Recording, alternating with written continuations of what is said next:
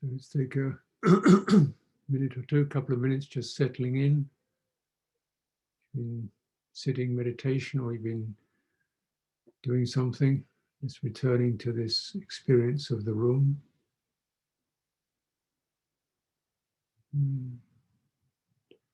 So we're trying to, a room is wherever you want it to be. It's good to be able to develop rooms. You know, when you say, I'm this, I'm not anywhere else. It's a good skill to develop. You've got a chance to use this screen thing and say, I'm with these people, I'm not with that. Let's imagine if you could cultivate that sense of boundaries, and also that it's not just go away, leave me alone, but also this is important.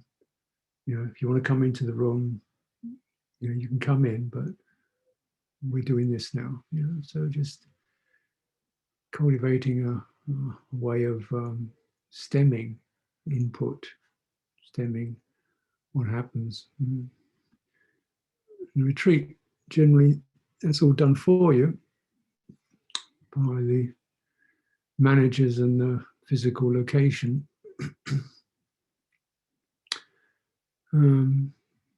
Which is great, but you know, it's good to develop that discipline, and be also this being at home is also a sense of, yeah, there are doors to the room. You really get to look at what you let in through the door. Why? You know, is that negotiable? Is it useful? Is it just habit? Take a good look at what you let in. I'm sure there are good reasons for it, but take a good look at that. Yeah, and what you can say no to. Not right now. You know, in 2 hours' time, maybe, or tomorrow morning, something like that. So settling in.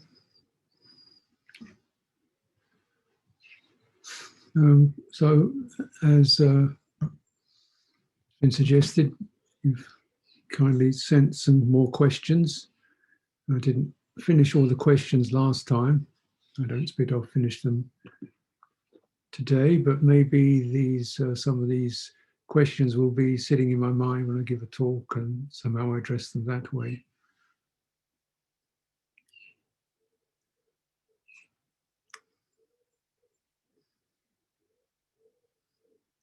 So first of all, just some like other abstract questions. So first of all, the relationship between manas and chitta. These two words for mind, or translated as mind in many of the English translations. Sometimes chitta is translated as heart, sometimes as awareness. Manas can also be translated as intellect or the conceiver. So manas is about abstractions. So it tells you about things, and it scans the other senses, and it says, oh, that there is a pot, that there is a tree. And so perception strikes the eye, manas puts a label on it. Now that label, tree, pot, you can't sit under a label, it's a label, right? So it translates direct experience into conceptual experience. And then it feeds chitta, heart, which chitta doesn't access the external senses. It operates through the manas. So rather, we don't really see things with the chitta. We experience what manas tells it. Yeah. So manas says tree, and oh, tree, and then you give these experiences are learnt. perceptions. Oh, so the chitta gets a feeling. Oh, whatever feeling is. You know, if you're a forester, that might be, oh, good timber. If you're a naturalist, it might be, oh, you know, a place where birds live. If you're a walker, it might be, oh, a nice place where I can sit down in the shade, take some shelter. So the perception in with tree, same word, lands in the chitta. Chitta gets coded, how it what these things mean. Right? Tree, for example. House, different. If you're a burglar, you notice the locks. If you're an architect, you notice the design. If you're a realtor, a estate agent, you notice, get an idea of the land and how much it would cost. If you're looking for a home, you look at, oh, it's nice, you know, no street nearby, it's a beautiful place. So the same word touches different meanings. And these meanings are in the chitta, and so manas drops something in this kind of, in this felt experience, comes up that gets us interested or moved. And these, what I've mentioned now, are, of course, pretty neutral examples, but there's also, you know, very troubling perceptions, you know, to do with threat, fear. There's you know, person that reminds me, and you get a feeling of fear, you know, because you had a bad experience with a person who looked like that. So you get fear experience, or fear of groups. I feel overwhelmed in groups, so I feel nervous. So it's just people, but the meaning is in the chitta. So that's manas and chitta. Now, you can cultivate manas so that, saying, so because chitta can learn. So you see this little figurine up there, piece of wood. Now you look at one of these and you get the nuances of, you know, upright, calm, balanced, seems approximates to a human body, dignity, soft radiance, and there's the nuances of feeling or perception that come up with that. And of course, as you cultivate your relationship to a Buddha image, you get a sense of when this arises in my mind, oh yeah, this is time to, you know, show up. Let's be awake. Let's be awake. It's great to have a Buddha Rupa image in your room. And sort of, oh, let's use it properly. So you don't just use them as ornaments. Use them as something, as a mind marker. You know, so this is the place where you stop, be awake. So you have that.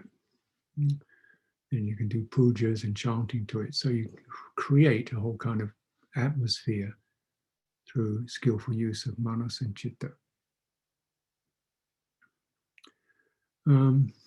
The chitta is both affected, you know, resonant, but it's also, or at the same time as it's knowing or noetic, it is aware, like a lake, you know. Surface of a lake is both reflective but also shimmers. If you drop a leaf on it, it shimmers. Chitta is like a lake with no fixed boundaries, or the boundaries imposed by karma. So it's both, you know, it shivers but also reflects. So it can be, and as the shivering calms down, it gets more and more clear. The reflective capacity gets clearer. So if you're constantly throwing rocks in it, you don't get much clear reflection. Yeah. So the idea is you calm, steady, stabilize, and you get a clear reflection. And you reflect, it reflects upon what happens to it, what lands on it. Perceptions, roughly, well, these are categorized as sense bases, or the 5 aggregates. Perception lands on it, feeling lands on it, triggering activations, they run across it. They're the ripples that run across it, you can witness. Consciousness keeps dumping things into it. Sight, sounds, and bringing things into it, so that you can, oh, this is seeing. seeing creates this. I feel bounded by visual objects now. I got nothing's touching me, but you know, I feel bounded in a particular space because of what visual consciousness does. Right? So consciousness definitely lands and it places a kind of reality. Now, if I push the wall down, I haven't moved anywhere. What happened to the? What happened to the? You know, where did the room go? You know, nothing's changed, and yet suddenly I feel unbounded. Actually, I'm exactly the same place as I was before. But you know, then you're bounded by what's outside the room. If it's the street or the house next door, or trees or the mountains, you know, your consciousness creates surfaces that wrap around the chitta. And the most obvious one is visual surfaces, auditory surfaces. You know, and they kind of locate you. And if those quieten down, as they can do in meditation, with restraint, then that sense of location in a place sort of begins to dissolve. You know, you're here, but there's no location in the sense realm. See what I mean?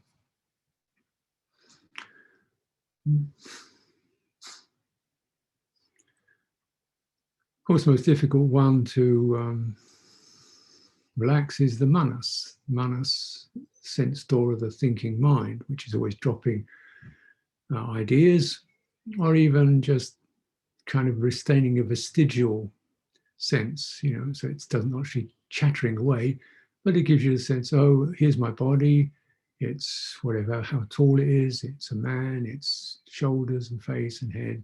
That sits in the background as a place marker. But when you directly experience it, I don't experience that. I experience heat, pressure, flows, elements, energies, changing, shifting. I don't experience that particular form that my mind tells me I have because of looking at picture. What happened to that? Form is another illusion. Doesn't mean there isn't any, but it changes. It's not a fixed thing. So chitta, if you really directly, you know, relate to it and take that as the reality that you want to develop, then it's got tremendous potentials, because it also has its own vitalities, such as love, compassion, clarity, strength, integrity, honesty. Those are all chitta qualities. Of course, there's irritation, anger, and craving, but yeah, you know, but there's also those faculties and the virtues all arise in the chitta. And the chitta is that which can be liberated. Manas is never liberated, it's just quietened.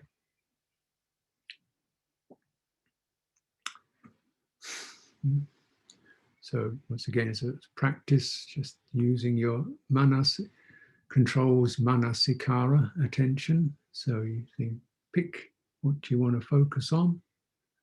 That lands on your chitta. Focus on stress, it lands on your chitta.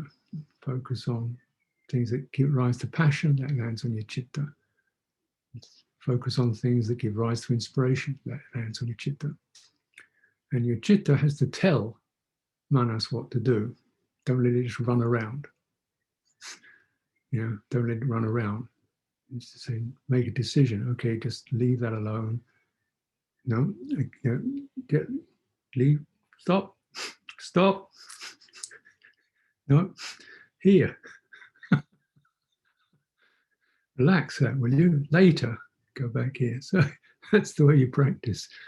No, stop it. Go back here. Okay, what's the big deal about that thing there?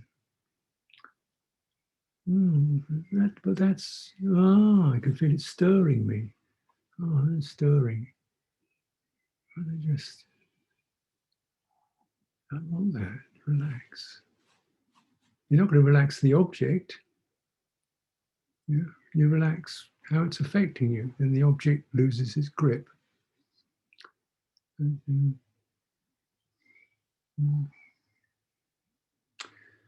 So that's practice. Somebody's asking about excessive sexual images in meditation. Excessive sexual images. I wonder what excess, how many amounts in excess?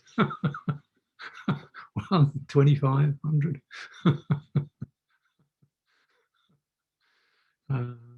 Well, you know, they can get stuck. When you get these obsessive things, they get stuck. You know, so it's like the mind just goes back again because it's become a default mechanism. So you've got to watch out for that. You know, so this attached fixation, obsession, and you know, obviously sexual images, easy passion. You know, don't take any effort. Floods the system with vibrant energy. So there's a certain addiction to it, like hitting a drug. You get a rush, but you just focus on what's happening to your chitta. You know, you're sending this kind of cocaine through your heart time and time again. It's leaving a bit of a mess, isn't it? And like any other drug, it gets addictive. So when you're trying to wean yourself of it, you have to use some discipline, and you do have to feel a bit, you know, look this once and stop, and begin to reflect upon both the uncomfortable experience of sexual energy, heats, it's tension, it causes tension, search for gratification, but it never really, you know, achieves it. Because you've got to have some more, like any other drug.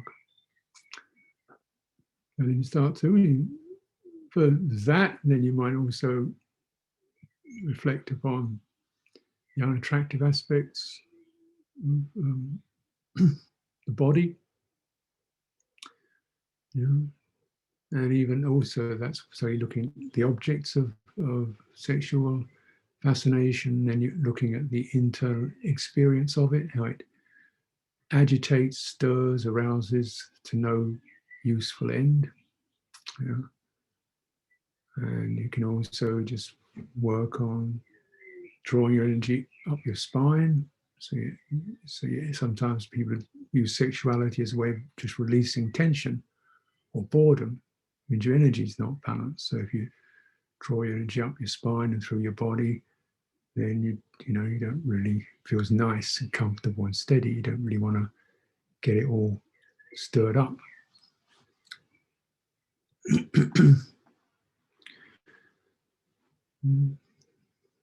I know this is,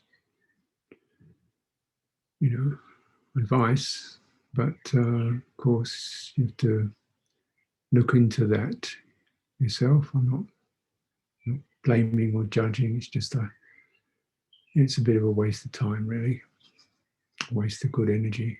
So I wouldn't bother. And the more that you can focus on qualities such as loving kindness and breathing and beautiful energy, the energy is softer, more refined. You don't get the burnout, and it leaves you steady and gives you some dignity, you know. Okay, so we're dealing with energies. Of course, doing body work like qigong and things like that is good for keeping, purifying and steadying your energy. So, a couple of questions. What is the subtle body? How can I tell it apart from bodily sensations, heartfelt emotions, various versions of awareness?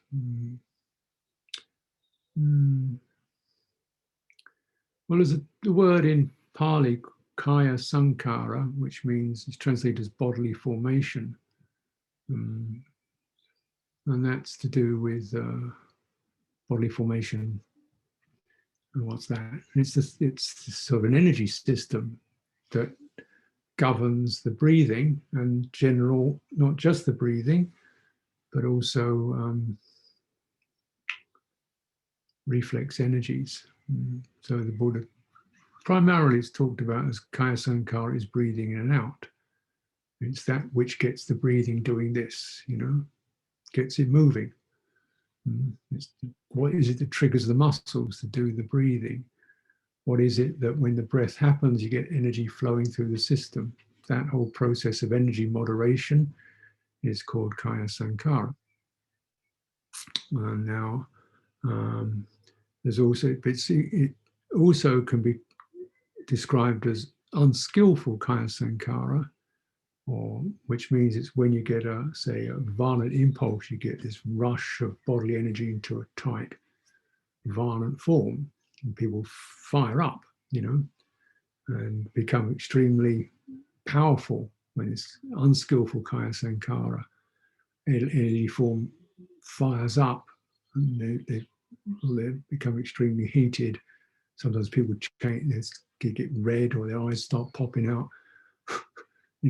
Some of the energy shifted. In meditation, you're learning to stabilize and steady that. So instead of it, unskillful, it's always through narrow channels, but with skillful, you begin to soften and spread the energy. Now, if we look in the Anapanasati Sutta, it says thoroughly experiencing the entire body, sabakaya, thoroughly sensitive to the entire body, breathing in, breathing out, and then soothing, steadying, calming the kaya sankhara. So as you come into your whole entire body, the body's entirety. Now I can feel sensations in my fingers. I can feel the sensations where the pressure of sitting the seat on the chair. But if I say, what's the whole thing? As one thing, I could say it's a big pulsing pool of energy, of warmth and vibrancy. It's the whole thing, isn't it? That's the body. That tells me it's here. Whether anything's touching it or not, so parts of my body, like my elbows, are not touching anything. My arms aren't touching anything. Yeah, I can feel them because they've got this vibrant warmth inside in them. That's the body energy. And for many people, it's all broken up. Bits of them have gone numb. Some places are extremely agitated, stirred. Some places are contracted. The left side feels bigger than the right side, when they sit and meditate, or they start twitching or something like that, because the energy is all discoordinated. As you cultivate meditation, the energies, those tangled up energies of the kaya sankhara, can unfold and be soothed and massaged. You get something that's really spread, and the weave of the body energies are spread, soften. You get feeling like an entire body.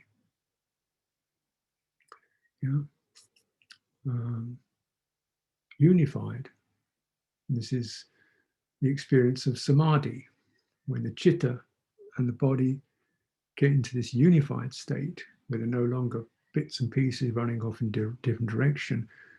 The experience is one of whole, complete, grounded, embodied, light, radiant, felt. It's not just a mental experience. There's a somatic experience. That's the subtle body. And the Buddha said of this subtle body, there is nothing more of all the bodies you can experience. Right? There's nothing more refined or than this one. You can experience a visual body. You look at the thing, you see this visual body. You can look at it like that. So that's a different experience than visual body is this experience. When I think about my body, that's that experience. When I feel the body in the body, It's like this. Mm.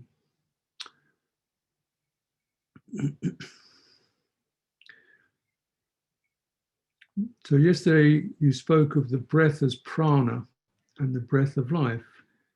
Can you speak to what supports this perception? I typically experience the breath more mechanistically.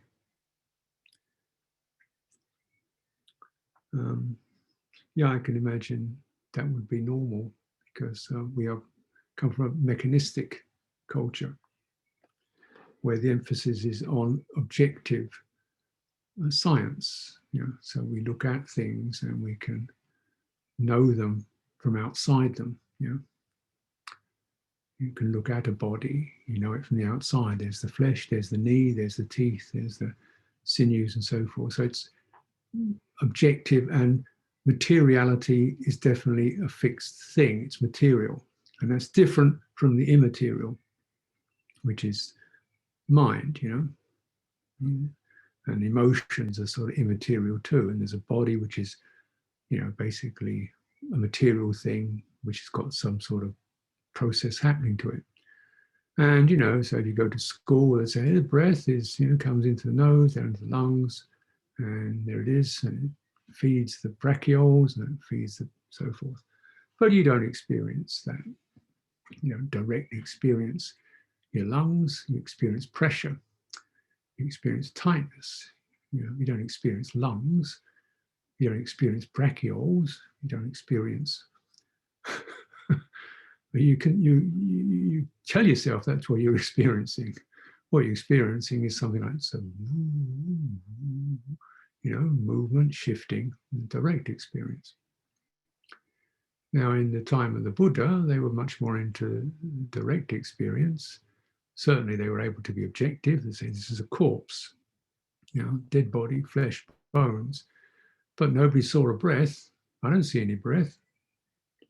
Has anybody ever seen a breath? No. So breath is this experience we have of energy rushing through, moving in and out. They call it the air element, breath of life. And it's called prana. And now this is, so if you're familiar with yoga schools, you'll understand there's a system called pranayama, which is about using, first of all, using breathing techniques. But that's the beginning of it. And the idea is you use these breathing techniques, you can stimulate energy, open up energy channels. So the prana that is led by the breathing process moderates energy through your body, right? So they see prana as, you know, certainly it's got a material aspect, if you like, it's about air, but fundamentally it's the drawing, the energy that is drawn through the body as you breathe in and out. Now, when we look in the Pali Sutras, you come across this phrase anapanasati. So pana is the Pali correlative for prana. So it's the same thing. When we talk about panatipata, refraining from killing pana beings, refraining from killing panatipata, those which have the life force through breathing. So it's that's how I see it. And as you practice, that's just a verbal thing, understanding the language. You directly experience the breath. You don't see a breath. You experience something rather different. And the sensations of the breath striking the nose or something, that's a good marker. But breath doesn't stay at your nose. The energy of it flows through the entire form. And when we come to an expression like thoroughly experiencing the entire body, which the Buddha lays down, well, that's not your nose, is it? There is a Pali word for nose. It's not an esoteric concept, but the Buddha didn't use it. So if he didn't use the word nose, we can assume he didn't mean the nose. It's not that difficult to say what you mean if you're a Buddha. If he said the entire body, he meant the entire body. So how do you breathe in and out and experience the entire body? You're experiencing not respiration as a air going down your lungs, you're experiencing this energetic effect of breathing in and out. And that's helpful because then it very much changes your mode of how you attend. If you're tending to the nostrils or the belly, you've got to do, attention's got to do this. Scrutinize. If you're tending to the entire body, attention does that. And that's quite a big change. And in some ways it's less effort because you're not, but your receptivity is attuned to energies. You're not, sensations are not that significant really. Energies are very significant because this is the energy that gets stirred up with passion. This is the energy gets stirred up with violence. This is the energy that settles with calm. This is the energy that is aroused with faith. This is the energy that warms up with benevolence. You can feel it in your body. You see your friend come to the door in your heart, you lift. So it's a very significant feature of our experience because that energy is where your emotions come from, or it's very much associated with your emotions. So in working with that, you're also working very much at the basis of what moves your mind and heart. Right? So it's an important, I think it's an important thing to, that's my take on it. I don't see anything that contradicts that in the suttas.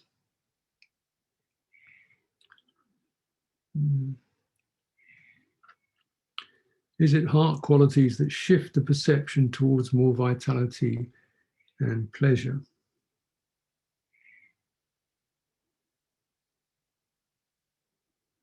I don't really understand the question.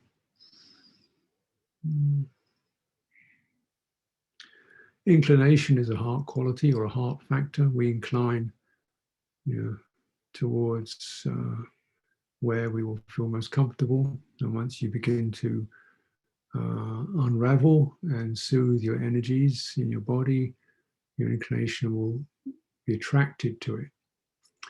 This is why it's very good for samadhi, because rather than having to force your mind to calm down, you give it something pleasant and attractive to sit in, it goes there much more easily.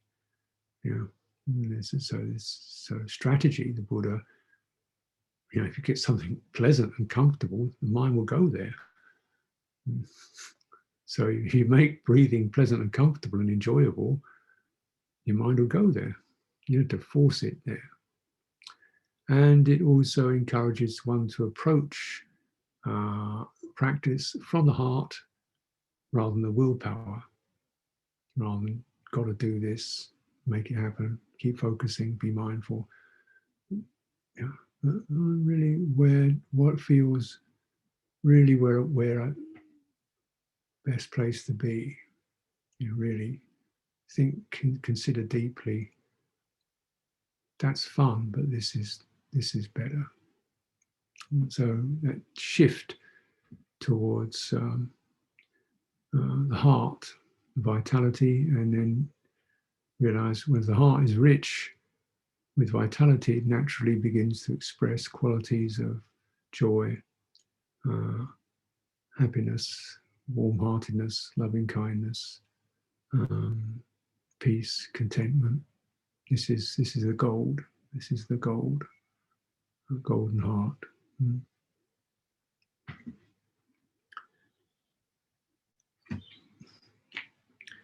So what else do we have? I'm going to talk about more opening energy centers. How many are there? Well, I don't know actually. I guess anywhere.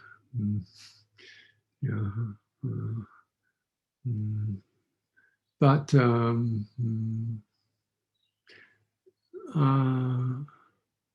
think it's just to be open to where you feel energy and notice the effects. Where energy naturally gathers, and you see this is tension. This is causing balance. So really, we're just using energy. I'm not an energy specialist by any means, or an acupuncturist or anything like that. I'm a meditator, so just knowing when the energy feels jittery, when it's too much up in my head, when it's imbalanced, when places are going cold or numb, and then you begin to, wait a minute, just draw some more attention here.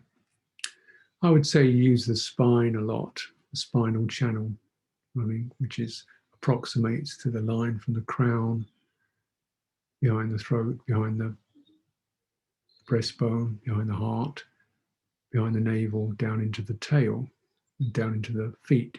So you get that sense of there's your balance line. And there's in the Chinese system, you have a governor channel runs down there, which is pretty important fundamental axis. And then you can work out the rest as you practice. But energy is I talk about it because it's often missing in the teachings. I don't want to make that the main thing. It's a conducive experience, but it also can get very fascinating. You can start to get too involved with subtle forms. Just use your energy so your energy is calmed, steady, grounded, and used to release congestion, stagnation, imbalances.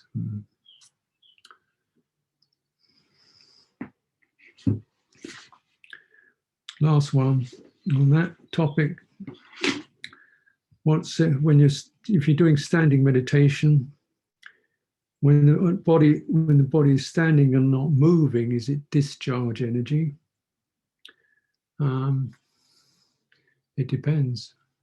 But there's something other than discharge, which is sort of open energy, which is neither moving in nor moving out. It's just open energy. And you experience that most readily in the pause between the out-breath and the in-breath, and vice versa, and in-breath and out-breath. It's sort of just open.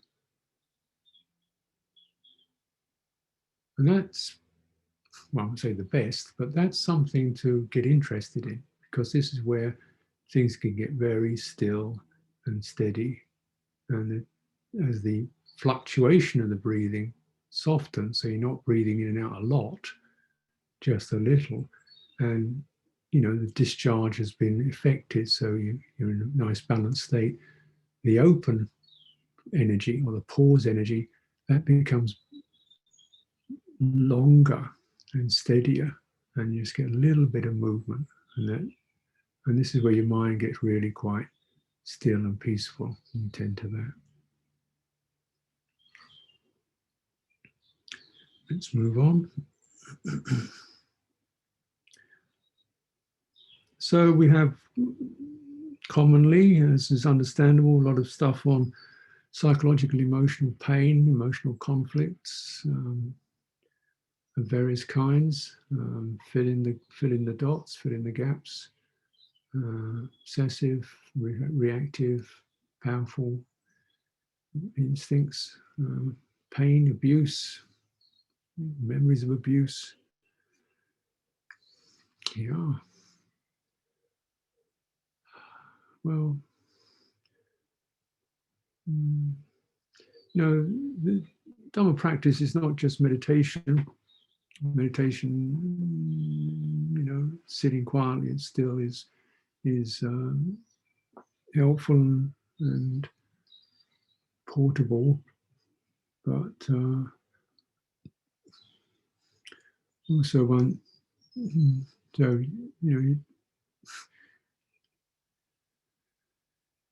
it's good to have friends. Energy that moves between a listener Listening, friend, listening, not commenting, not judging, just listening does help to release, because we are very powerful phenomena. Nothing affects us so much as another human being. Other human beings hurt us, but other human beings also cherish, heal, and listen to us. And that can be very therapeutic in itself. Now, when you find a mind kind of getting run over by these painful memories, well, the strategies are, first of all, you see if you can find a place in your body where you're not, so you shift your attention. Don't get mesmerized. Try to shift your attention. Keep your eyes open, for example. Use a mantra if necessary. So you actually don't go into it again, because it doesn't fix it. You fix it by standing outside it and relating to it. But until you can stand outside it, you can't relate to it.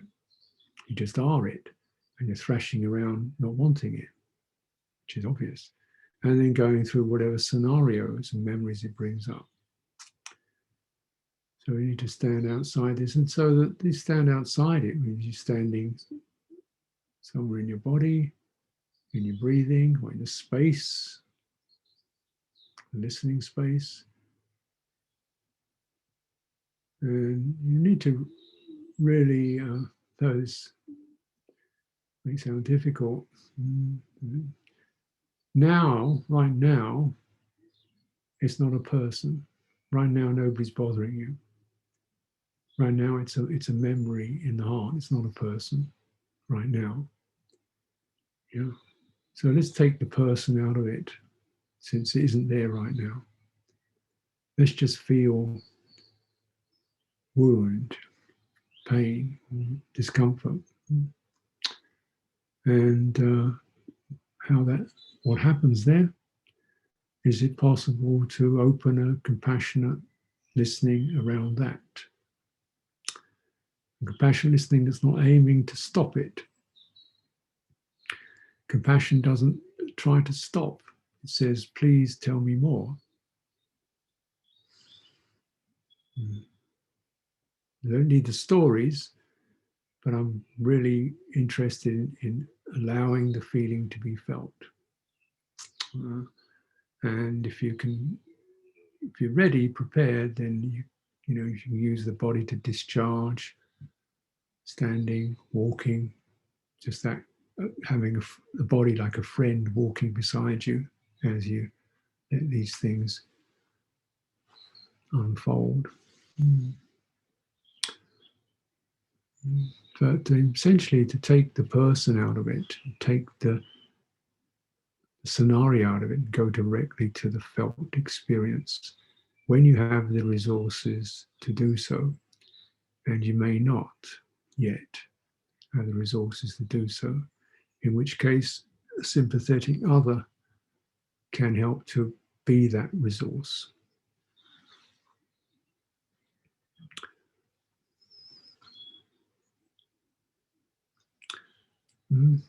In this psychological pain, a person is born.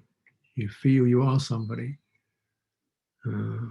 Whatever you feel yourself as being, the one who was rejected or not listened to or made a mistake, that's the one you have to embrace with compassion. And embrace it in your embodiment.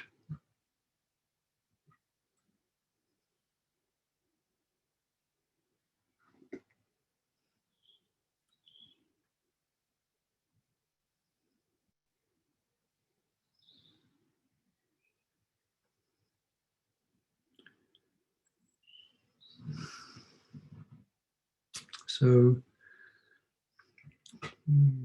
someone's asking about a couple more. One about when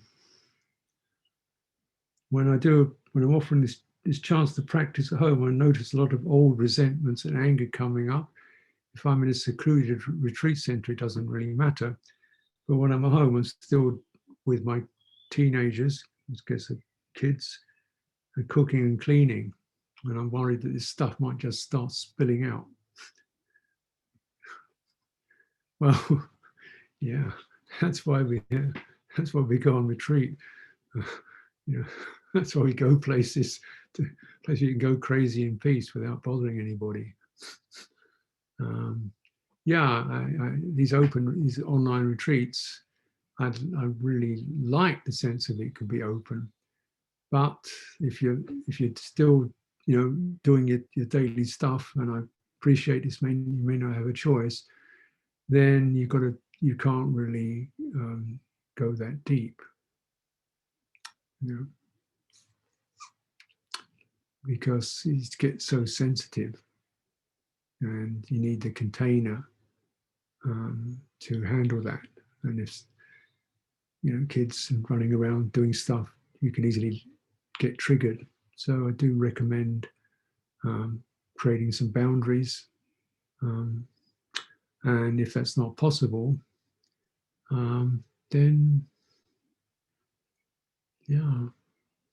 try to make what you're doing your practice. Serving, helping out. Why do you cook? Why do you clean? Why do you take teenagers to school? Sense of make it an act of love and kindness. Make that a Dharma practice,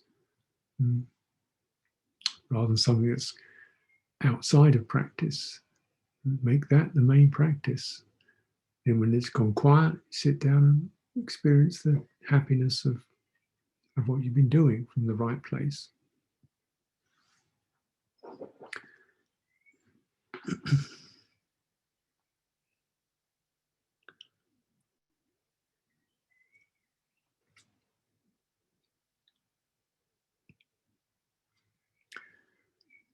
Last question for this evening about time.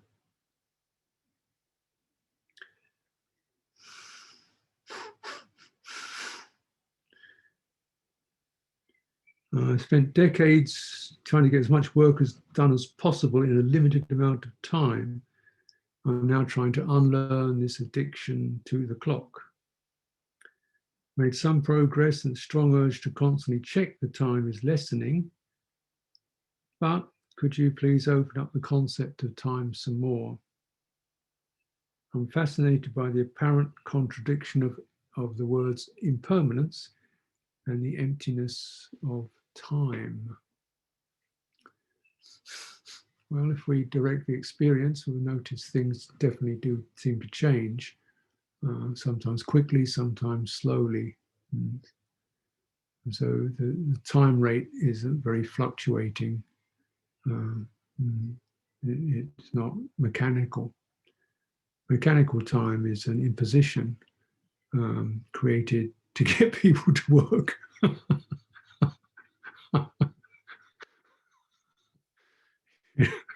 So, like many of our social structures, they're really based upon getting people to work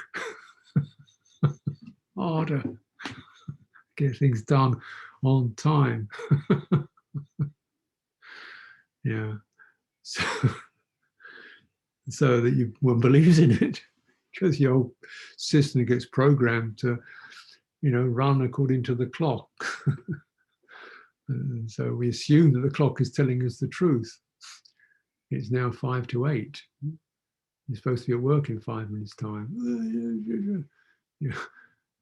There's not enough time to get things done because it's 5 o'clock and you've got an hour and you haven't got enough time to do it. And so,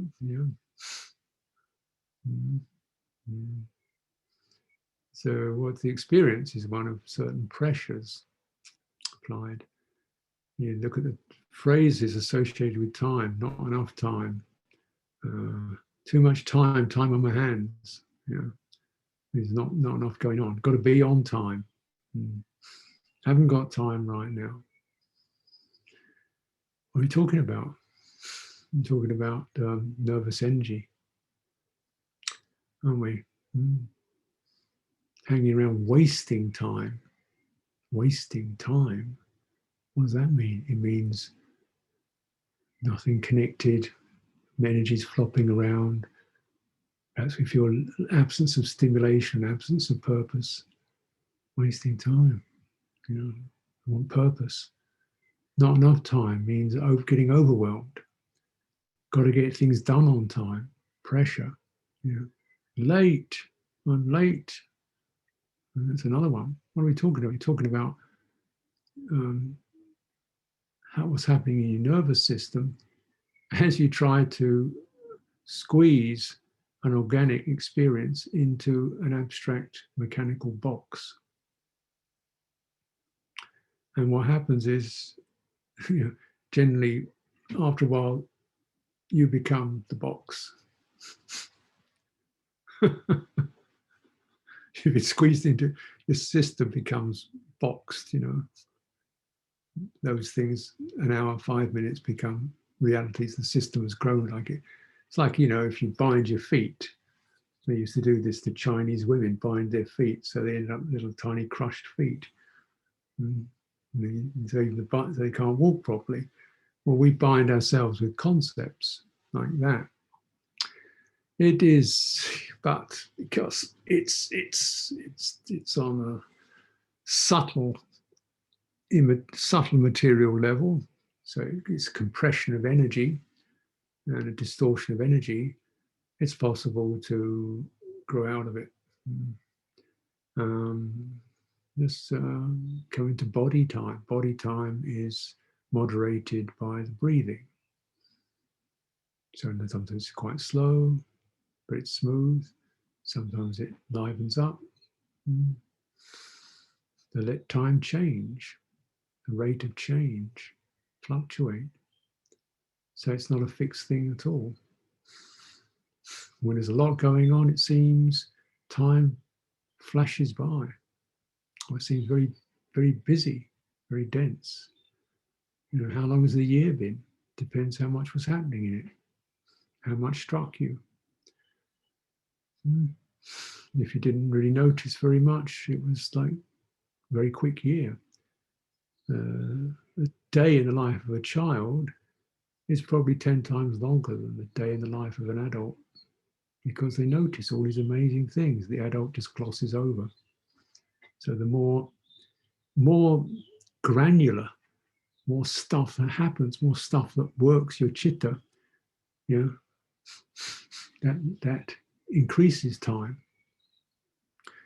Now, when the chitta gets very peaceful and calm, time more or less, you know, floats away. And if the chitta stops, time stops. But so just, but then look at those messages of panic, hurry, got to get there on time, keep people waiting, all this kind of stuff. Look at those, not externally, but internally. As this is agitation, this is compulsion, this is fear, this is obligation. You know, deal with those emotions and grow more fluid, because that's the reality of change.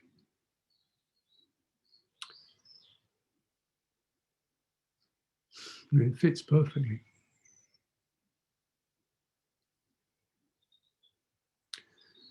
So let's take a break now from the questioning.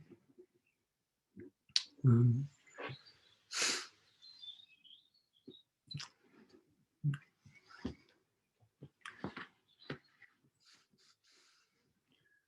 maybe you'd like to stand up, move around for a while.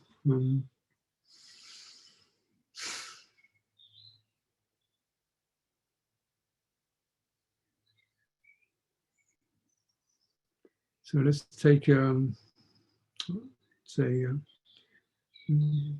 30 minutes. What's Deanna saying? Turn off your video. Okay. So let's take a half hour for some standing or walking, letting whatever has been useful settle in, some silence.